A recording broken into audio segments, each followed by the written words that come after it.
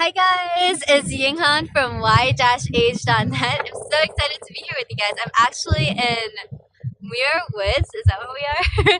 Muir Woods, Point Reyes, in the north of San Francisco, in the Bay Area, north of Marin, and it's a beautiful beach. Woohoo! So today I'm so excited to be here to talk about family and relationships as a third culture kid. So, have you guys ever wondered why, even though you're so good at making friends because you've been to so many schools or went to so many countries, but at the same time, it still feels really hard to connect with people and to feel that you have a real connection? And have you ever also felt that with those real connections, it's oftentimes really hard to keep them across long distances and periods, and it's as if you had friendships in capsules all over the place. And with each person, you have these deep friendships in the moment of time that you meet them, and then they change or they don't change. Certain best friends stay the same all the time. Well, so who here wants to have friends wherever you go, not just the normal friends? And who here wants friends and deep connections and community wherever you go? People who can help you and support you in every place that you go. I want to acknowledge Salonia and Grace from the Change School for your dedication to third culture kids for change and for embracing change and knowing that the ability for us to change in every given moment and every part of our lives is the true ability to also lead in our lives and become the leaders of who we want to be. So can I tell you a little bit more about why I'm so passionate about friendship, relationships, and just inspired connections? Awesome. So for me, I stand for freedom, fun, and inspired connections. And part of it is because of a TCK and because I lived in so many places that I realized how important it is to have all these elements in my life. I love my life right now. I'm able to travel all over the world, have sustained relationships with my friends all over the place, and at the same time help other people and help other people who are interested in this kind of lifestyle create businesses that support that. And this has brought me all over. It's from Africa to South America to, I'm from Asia, so live in Singapore, and now I'm in San Francisco for 3 months. And this year I've already traveled to San Francisco Bay Area for I think 3 times or 4 times out of 7 months, and 9 out of 12 months last year I've been traveling. So life is good, and I get to spend as much time as I want with my family and friends. But it wasn't always like this. I still remember struggling to be able to feel connected with people who are around me. Mostly because I have always grown up traveling, and so the kind of person that I was always someone who wanted to be liked.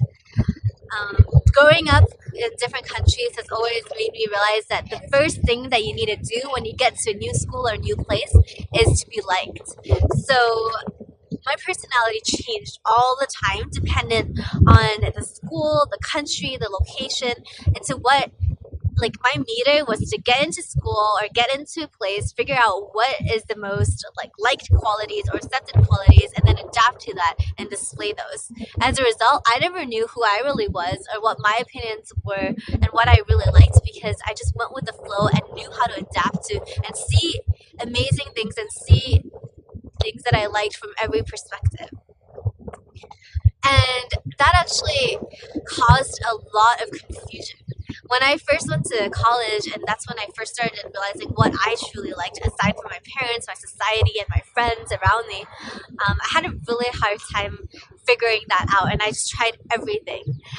It got to the point where my majors in schools, and I took chemistry in all of these different schools, like CMC, Stanford, I even took OChem just because my dad was a chemist or a chemical engineer, and the thing was, I did everything to say yes to everyone around me, and the relationships around me, specifically parental relationships and friendships, peer pressure. So it wasn't until I realized that that was not the way to go, and it really hurt my ability to be satisfied on my own terms that I realized that I needed to change. And I had this amazing corporate job, and at Ogilvy and Mather, running huge advertising accounts with IBM, Lenovo. But I still felt that I was completely empty inside. And even though I had all these friends around me, I realized that what I really wanted to do and what really connected me was to be able to spend time with people who are similar, who have similar values, and who understood where I was coming from. And that set me on a huge other journey. But since then, knowing how to make inspired connections, deep connections, and getting over small talk and big connections has made me understand relationships and friendships in a totally different way. And the bigger part of that is community. So today I'm going to talk to you guys more about community and friendships.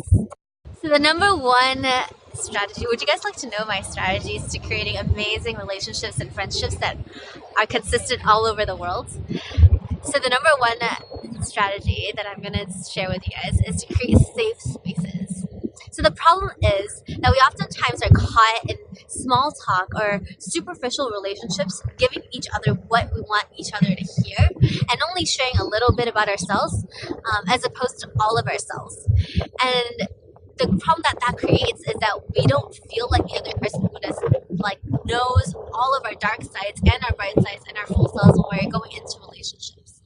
And that creates a lack of connection. So a small solution is to create safe spaces.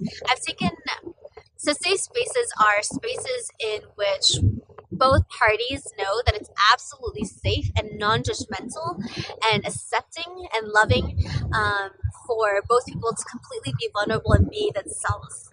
And it's incredibly rewarding for people to do that. There are a lot of structures in which these spaces can be created in, where sometimes safe spaces they can come in the format of circles, circle meetings, women's circles, co-ed circles, regular circles, or just a defined time capsule or space capsule of time where you and your friend know that it's a safe place. So one way to do this is to define it and say, okay, let's just do a circle or a heart-to-heart where we're both going to tell each other what's on our minds without judgment and without needing to give each other feedback or advice. It's just for someone to just share where they are this moment in time and where they are emotionally, physically, mentally, whatever that is, without needing feedback. Because sometimes just sharing those things allows you to be with those emotions without needing to change direction. And I think that's a huge amount of space that you can hold for somebody. One way to do that is this little communication game I play with the people,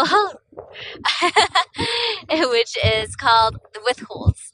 And it's basically, you can play it in a huge circle. It works really well with 10 or more people, up to 10 or more people. And it can also be played in 3 people. And it's a great way to start or end a community session. So the basic way that it goes is that you share, a little bit about what you're withholding, and then you go to the next person and the next person, and everything in there is confidential. You don't get to talk about it after the conversation. You don't even get to talk to the person about it if the person is talking about something with you, and no one's allowed to talk about it. If you want to know more details about this game, just email me. I'll let you know. And and the second point that I want to talk about is communities, because withholds is a great way to bring to a great game to bring to communities and great space to bring to communities. Community is a huge point, because the second way to create amazing relationships that exist all over the world is to create communities in which these relationships sit in, and creating the types of communities that you absolutely love. So knowing what your values are and what type of communities you want to create or sustain is amazing. The problem is, as TCKs, you're traveling all over the world. Your friends are most likely being dispersed all over the world, and it's really hard to stay in touch, even though you do have those couple that you stay in touch with. It's always nice when you meet another TCK or another friend from, one part of your childhood or college or high school, to get immediately connected to them. It's easy to do that, but it's hard to keep in touch with those. So the easiest way to do that is to first introduce your friends to each other so that they have their own communities, even though especially if they're in the same country.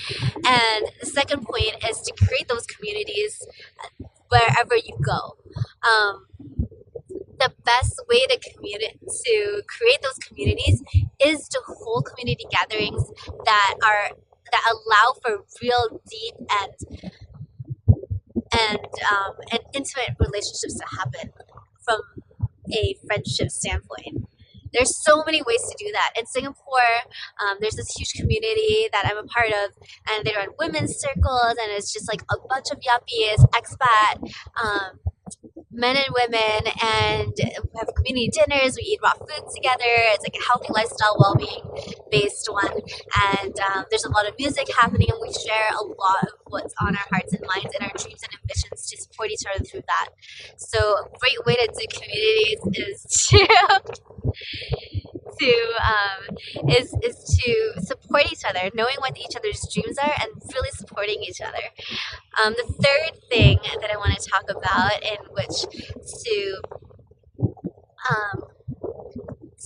acknowledge the notion of leaving and jumping around as a TCK, is the topic of heartaches and losses.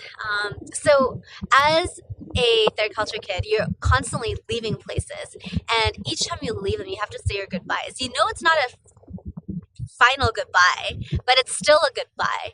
So how do you say those goodbyes, and do you have the same amount of heartache each time you say those goodbyes? I would say the strategy for this is to fully process your emotions and fully be present with your emotions is the easiest way to say goodbye, or the most optimized way of saying goodbye. Because the problem is, if you don't fully process and fully communicate your emotions, there's a lot left, and you end up being sadder, or you end up being more affected when you've moved on to the next country. So when you fully are present to your emotions, especially in times of goodbyes, and communicate to that person everything you want to say to them, that allows you to release those emotions. It's especially true when I'm leaving my friends. Like, I live with a couple of friends while I'm in San Francisco, and every single time I leave them, I make sure I tell them every reason why I appreciate them, why I love them, and how amazing it was to be able to spend time with them. Doing that allows you to fully express yourself, create and maintain that deep connection, and just really being present with your emotions.